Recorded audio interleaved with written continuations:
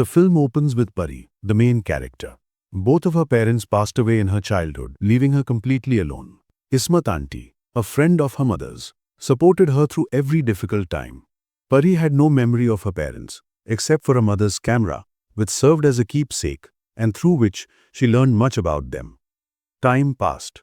Following in her mother's footsteps, Pari began recording every moment of her life with this camera. One day, like any girl, a prince entered her life, whose name was Eva.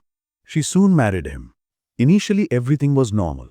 However, strange things started happening in Pari's life immediately after the wedding. She was never afraid before the marriage, but afterward, she became very fearful because she started seeing her mother's soul, and it was all quite bizarre. She tells her husband Eva that she sees her mother's soul every night. Eva tells her she's being too superstitious. Convinced by Eva, she tries to ignore her thoughts. But at night, she again hears strange noises coming from a lounge.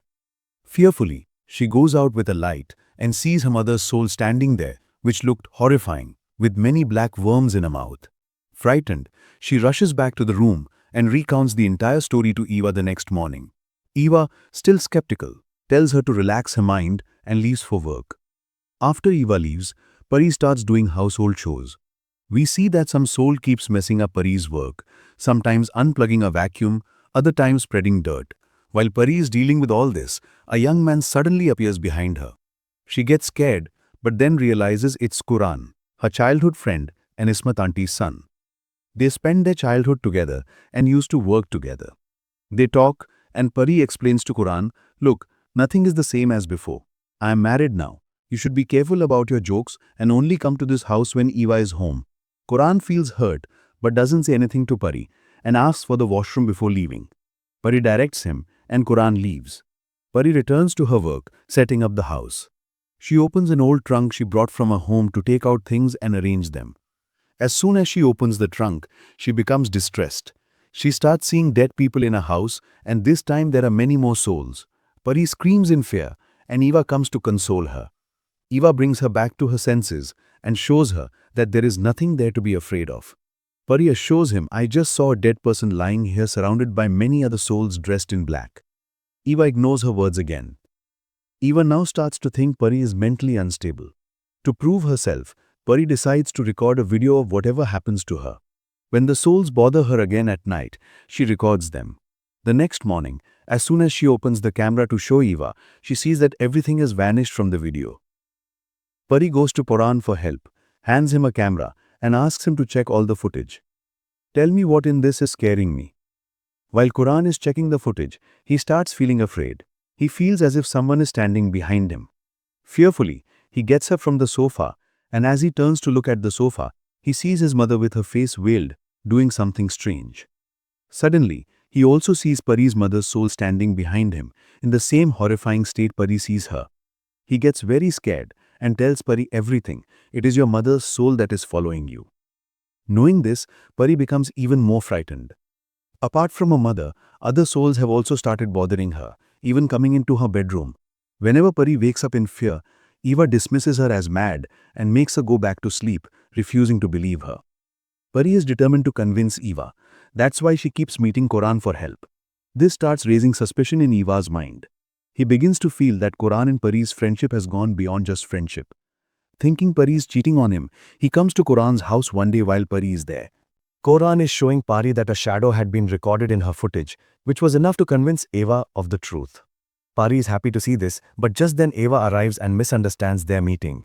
He starts hitting Quran, and Pari keeps insisting, "Eva, it's not what you think." Eva still doesn't believe her, so Pari leaves angrily. Eva continues to insult Quran. Quran calms him down and says, "Listen, you should believe your wife. Not only believe her, but you should also support her in this difficulty. Do you know how much trouble she is in? Someone has performed black magic on her, and many shadows are following her, destroying her life.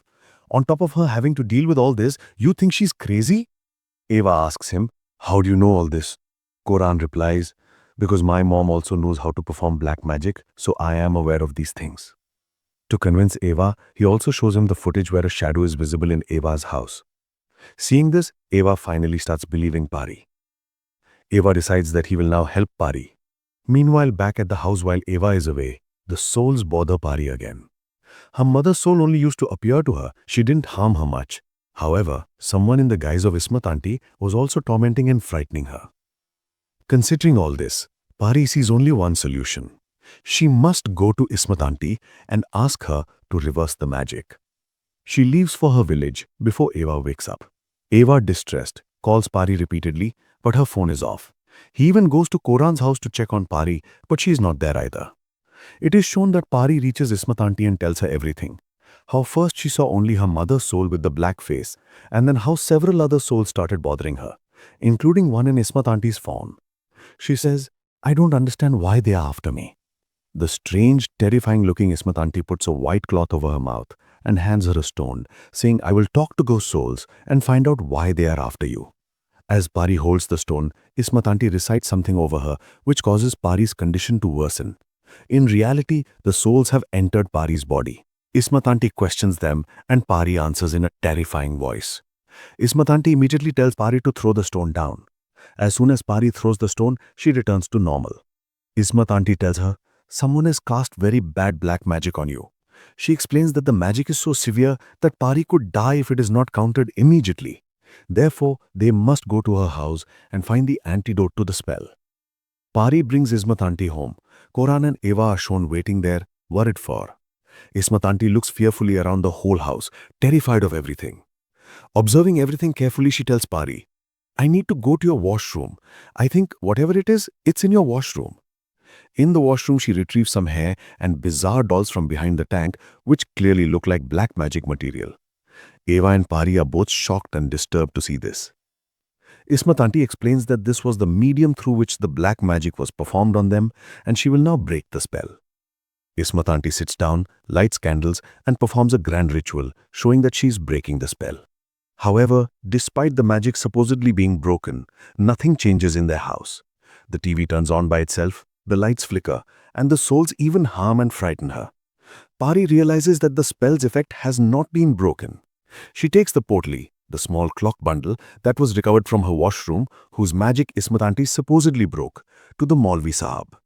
The Maulvi Sahab tells her that the potli is not related to any magic. It's just a simple bundle, and the markings on it look like a child drew them. This is definitely meant to scare you. Pari returns home confused, wondering why Ismat Auntie lied to her and scared her. Back home, she confronts her mother's soul again. But this time, she does not look horrifying as before. She starts leaving clues for Pari, as if she's trying to tell her something. Using the clues, Pari plays several cassettes. One after the other, the cassettes reveal a horrifying truth. In reality, Quran was in love with Pari and wanted to marry her. But when Pari chose Eva, Quran became enraged and had his mother, Ismat Auntie, cast black magic on Pari. Pari's mother shows Pari footage in which Quran is seen mixing something into Pari's food on the wedding day. Pari also remembers that the day she told Quran not to come to the house, he had asked for the washroom before leaving. It must have been him who placed the bundle in the washroom to scare Pari.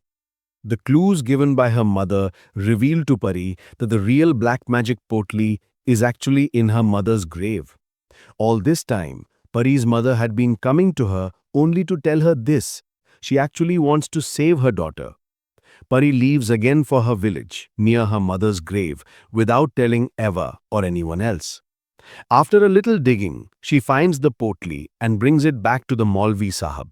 The Maulvi Sahab confirms that this is the real bundle through which the black magic was performed. He tells Pari, "Don't worry now.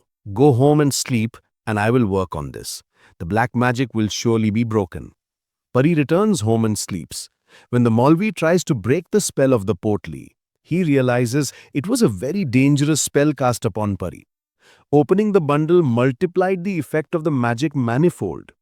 As a result, all the souls that were set upon Pari through this magic would now kill her that very night. Frightened, the Maulvi Sahab goes to another man, a psychic who could control souls. He explains everything and urgently takes him to Pari's house. In the middle of the night, Eva is very troubled to see the two men in his house. But before they can explain anything to Eva, Pari's condition severely worsens. Her eyes roll back and her voice becomes heavy, clearly indicating that Pari has been possessed by the souls. Her condition becomes so bad that Eva lays her on the sofa and the men begin their ritual. As they start countering the magic, the atmosphere deteriorates. Instead of coming under their control, the souls start creating more havoc. Pari's state spirals out of control and she starts convulsing. Before Pari could cause any harm under the possession of the souls, the Psychic uses his final tactic. He recites something and blows on Pari's head. Pari immediately collapses unconscious and the souls leave her body. Eva, who never believed Pari's words until now, is stunned, having witnessed everything with his own eyes. He records all of it so he can show it to Pari later. The men also inform Eva that the ones who cast the magic on Pari are none other than Quran and his mother, Ismat auntie. Eva becomes enraged and immediately files a police complaint against them. The next morning, the police go to Quran's house to arrest him, but he is not there. The police even go to their village home, but neither Quran nor Ismat auntie, who performed the black magic, are found. This is because Quran had already realized that Pari knew the entire truth. He knew the police would come to arrest them, so they had fled before that. Pari's life is now much easier. She starts visiting the Maulvi Sahab frequently to ensure no difficulties arise in her future. The Maulvi Sahab tells her that the world's most dangerous magic was cast upon her and the most dangerous jinn had been released to torment her in the guise of different people, and its name was Ifrit.